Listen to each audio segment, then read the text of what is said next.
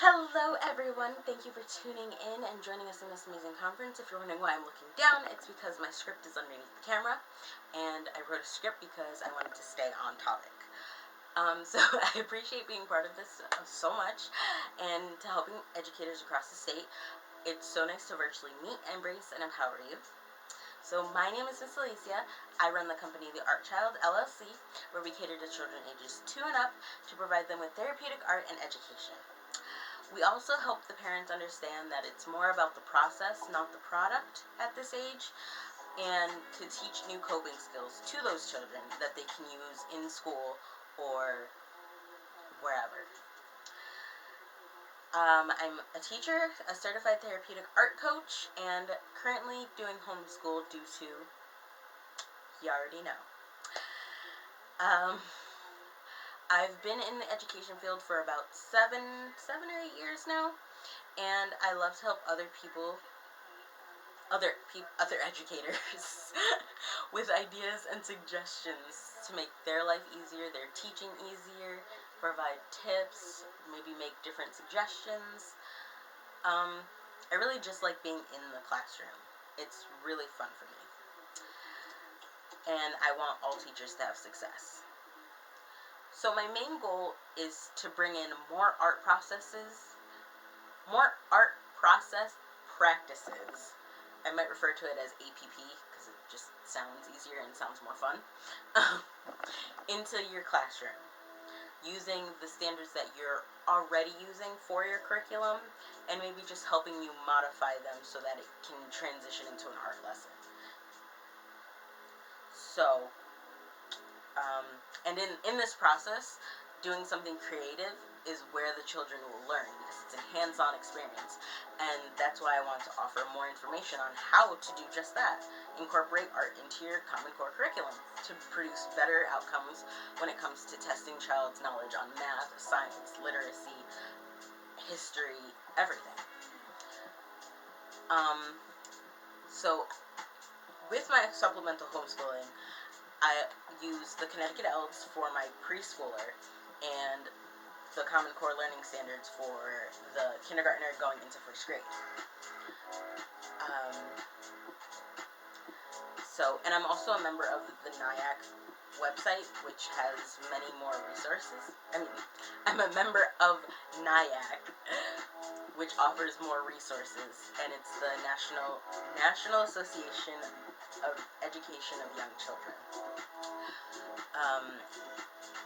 And it helps me kind of better understand what my supplemental homeschool curriculum should look like and can provide to help when we do eventually go back to school.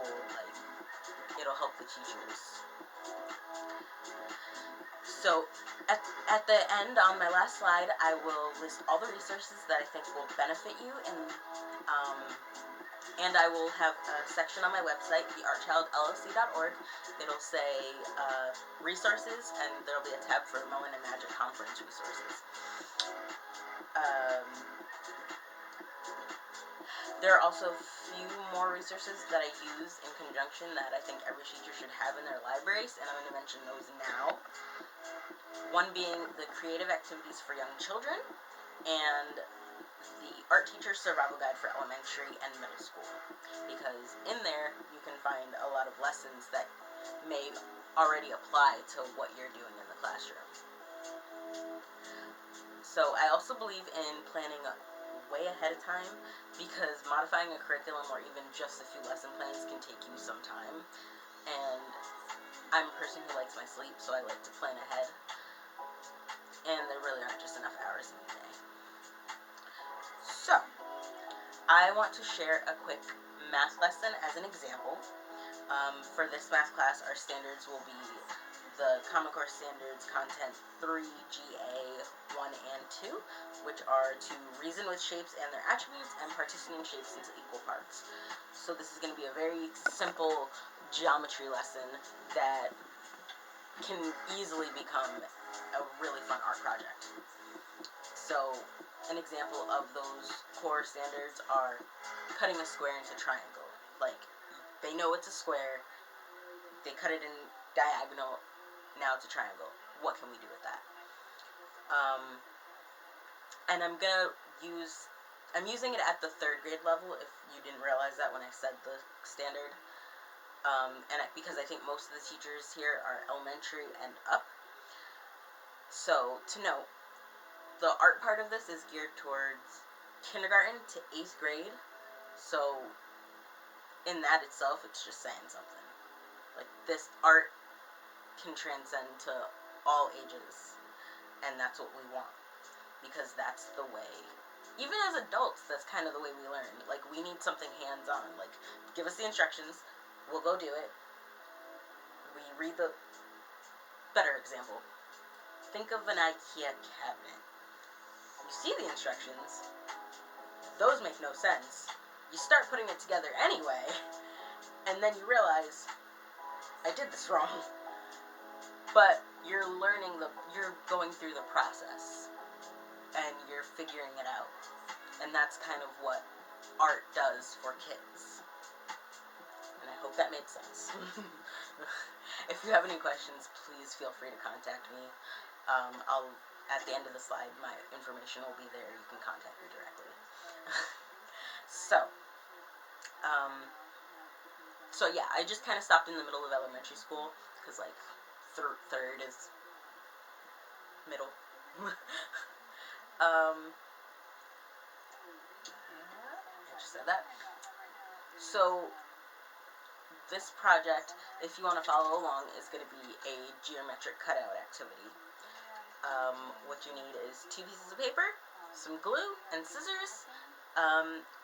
And if you want to throw in some art history as you're doing this lesson to make kids think they're not doing math, you can mention some Pablo Picasso, put up some pictures of his abstract art.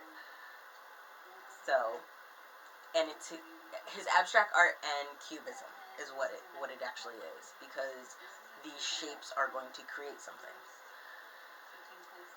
So what we're going to do is make little animals, or you can make people if you want to. That was another option, but I'm going to make a little animal, and I'm going to show you what I'm going to do. I'm going to set up my table as if it was an elementary school table, and I'm going to set it up in our new environment way of setting it up, instead of how I would have suggested it.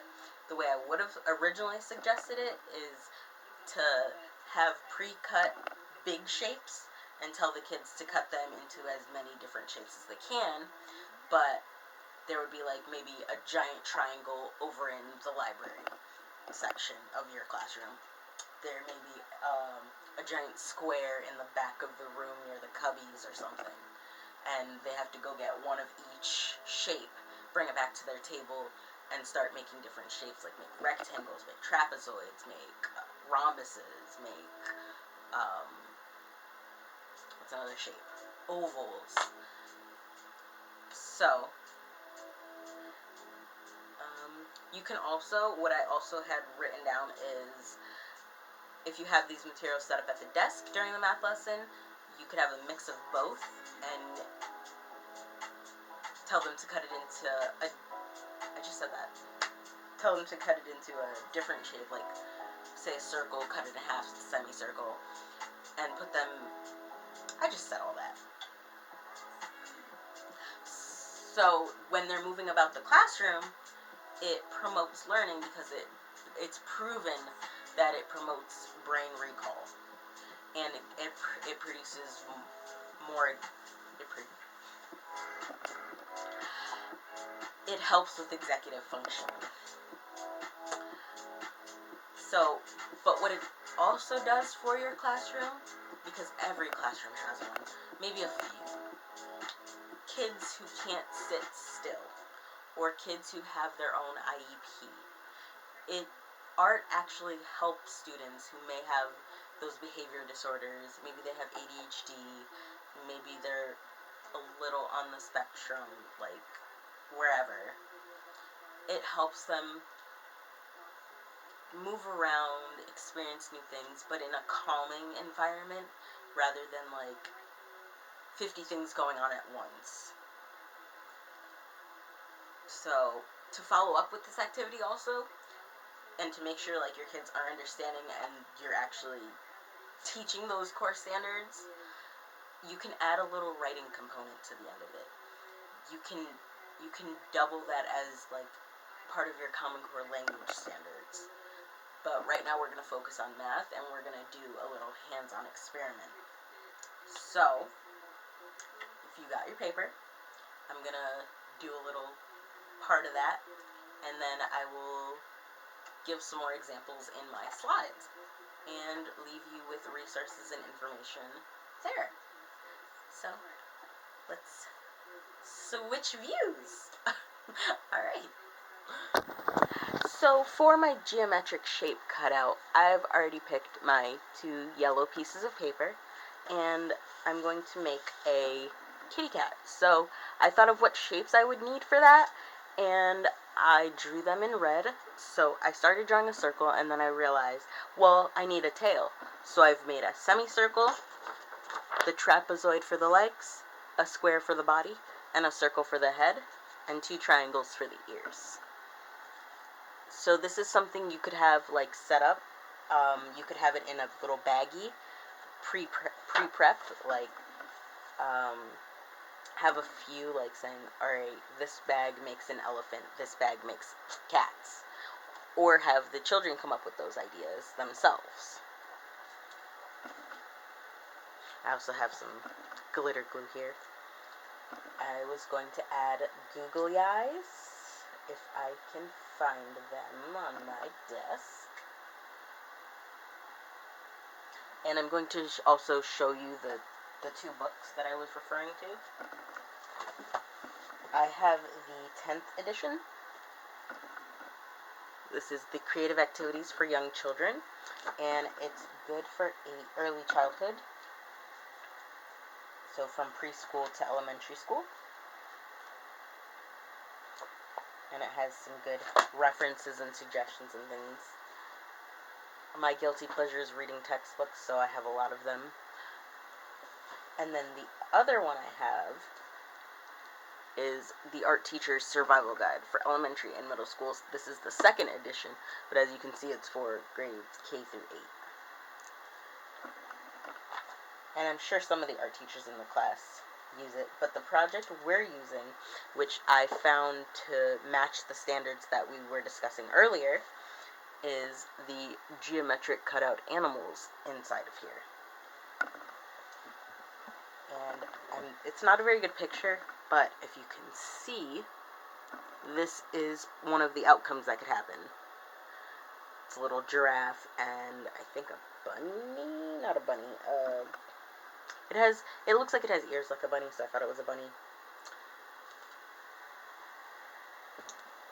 But yeah, you can use as much paper as you want. Just for this particular one that I'm doing, I used two colors, yellow and orange for the cat. And to cut it out, I had to pause to remember what I wanted to say exactly.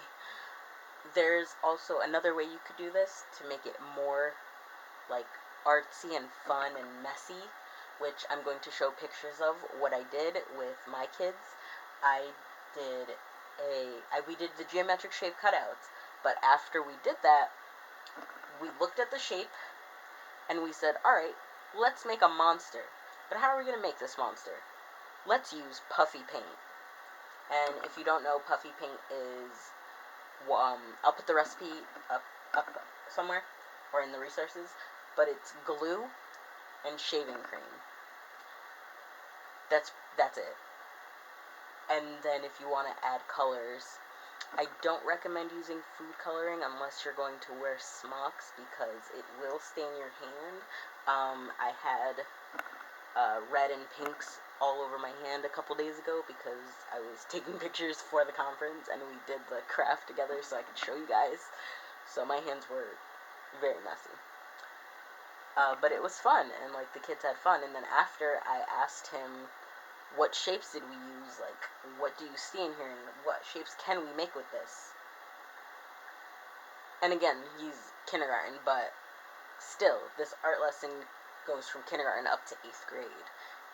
the older they get, the more abstract it gets and the more complicated, and you're dealing with a whole bunch of more stuff, a whole bunch of more things than you would as of right now. Because right now they're still kids and they like to have fun. Learning should always be fun. And that's one of my biggest beliefs. Which is why I went to teaching therapeutic art. But yeah, so that's what I wanted to share with you. Thank you for watching. Thank you for listening to me talk on my slides. Thank you for watching this video. And have a great rest of your day. Enjoy the next conference video or presentation. Bye!